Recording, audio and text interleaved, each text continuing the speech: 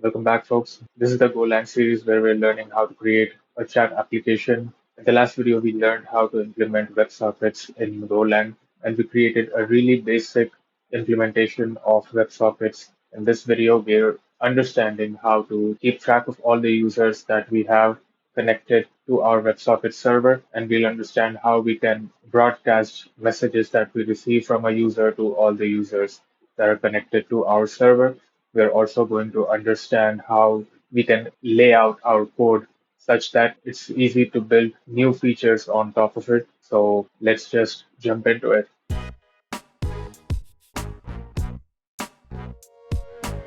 First things first, I'm going to get rid of the say hello endpoint that we created in the last video. And now to keep track of all of the users, I'm creating a really simple slice of WebSocket connections. And when we receive a new WebSocket connection, I'm appending that WebSocket connection to the user slice. So whenever a new user comes in, we just add that user onto the slice that we've created. And now comes the part where we try to broadcast the messages that we receive from a user to all of the users that we're keeping track of. This logic that we have here, it echoes back the message that we received to the user who sent the message. So instead, we want to loop through all of the users that we have and send the message to all the users as opposed to only the user that sent it. So here, we are looping through all of the users and we are doing a WebSocket message send to each user. And the more Golang way of writing this logic out for checking if an error occurred is this way. So we first get the error and then we check if it isn't nil. And if it isn't, then we perform that logic. And we can implement it the same way when we receive the message as well. So now it's time to test out our logic. So we create a new socket, we add a new event listener to it whenever we receive a message, and we open up a new tab and we perform the same stuff. So now we have two users connected to our WebSocket server. If we try to send a message from this user now, like that, then we see that it's also received to the other user. And similarly, we can send a message from here and it would be seen for the next user. We send that message and we see that it's received by the other user. So now we have a really basic way of keeping track of all of the users and broadcasting the messages that are received from the users. I think what I want to do now is organize this code a bit more so that it's easier to build on top of this code if we wanted to have a different way of handling different kinds of messages. Say, if a new user is added to the server, I want to collect a username from that user. And if a user who has already added a username, if they want to send a specific message that they want to broadcast, I want to handle that in a different way. So, in order to handle and build all of this functionality, we need to have our code in a better way such that it's easier to build on top of it. So, we need to organize this code a little better. So, instead of having the slice of users, I'm going to create a struct of users, which will help us use instance methods for structs. If you don't know, structs are similar to having classes in other languages. So I've created two structs here. One would be the user struct, which would just have the connections for all the users. And the other one is a singular user, which would have a user ID, a username, and the connection for that user. So we can have a method that would easily create a new user for us.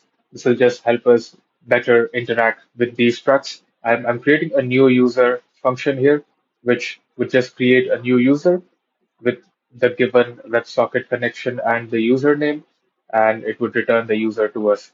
But we don't have a way of generating a user ID randomly for each user. So in order to do that, we can install the UUID package. So to do that, we just do a go get github.com/google/UUID. This is the generic UUID package that we have created for Golang. It's an open source project by Google. It can be used to generate random UUIDs, which are just hashes that we can assign for each user as a user ID. Once we have installed that, we can import it into our project and we can just assign user ID as uuid.view.id, and this will generate a random ID for our users. So now we have a method that will create new users for us given a WebSocket connection and a username. And when we will implement the client side, which will be in React.js, we will have a different way of passing usernames for each user whenever they land on our chatting app. So we will have different kinds of messages that can be sent by the client to the server, and that's when we will handle the usernames. Similarly, instead of appending users to our connections directly in the handler, we can create a separate method function, which we're calling add user, in which we just pass the WebSocket connection and the username, and it will just add that new user to the connections that we're keeping track of. So we're just calling the new user function that we just created. We're passing the WebSocket connection and the username into it, and we're just appending it onto the connections that we're keeping track of in our users struct. And similarly, we can have a broadcast function for our users, which will just loop through all of the connections we have in our users struct, and it will broadcast whatever message was passed as an argument to this broadcast function. It's the same logic that we implemented earlier, just pulled out and isolated in a separate function. So I'm also going to have a struct that represents the server for each client. This is not necessary, but I'm just having it because it's easier to visualize what's going on. So each connection to our WebSocket server will have a connection associated to it, and it will hold all of the users that we have connected to our server. And I think a better name for it would be a WebSocket connection, because it is technically just a connection that we have from a client to our WebSocket server. Now, we don't need this. So instead, we will have like a global users instance. This will have no users initially, and we will just add new users to this global users instance. So in our WebSocket handler, we first create an instance of the WebSocket connection. This is the struct that we just created, and the users will be a reference to the global users instance. So we're passing a reference because we don't want to have a different uh, users instance for each user, because that would be really tedious to keep track of all the users having separate users instances. And this is really problematic. Just a quick heads up there, because a lot of different connections might be coming into our server, and this might result in like a race condition, or it could create inconsistencies in our global users instance. And we will address this later on in probably this video or in the next video, where we will start using mutex for keeping track of all of our global users. But for now, we're just assuming that all of this is going to run fine, and we don't want to like use this in a production environment. Now we can call the global users.add user, which is the instance method that we created for our user struct. And in this, we can pass our WebSocket connection. And now we need a username. And we can either assign some username to this, or we can use a library like Faker for randomly generating a new name for each of our users, because we haven't really implemented the logic that where the user is able to pass a username whenever they connect for the first time. So I'm going to install the Faker library just to demonstrate how that would work. So I'm going to use this package for like generating random fake usernames. Let's just import that library now. So in here, instead of having a hard-coded random username, we can call faker.firstname, which will just generate a random first name for us. There we go. Now in here, we don't really have a users that we had earlier.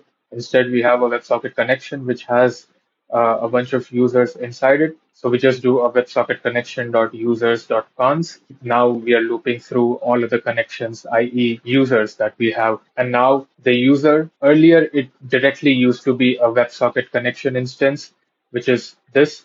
But now this is an instance of the user struct that we've created, which is this. So we need to do a user.con there, which is now the user connection, user WebSocket connection. And this should work. Also, I just realized that all of this functionality we have already implemented here as the broadcast method. So instead of looping through and doing that whole thing, we can just call WebSocket users.broadcast, and this should take a message, and this should broadcast our message to all of the users. Let's just start our server, and we open up our two tabs again. We create a new socket instance and add a new event listener to it, and we send a message. And we see that we receive that message on the other user as well.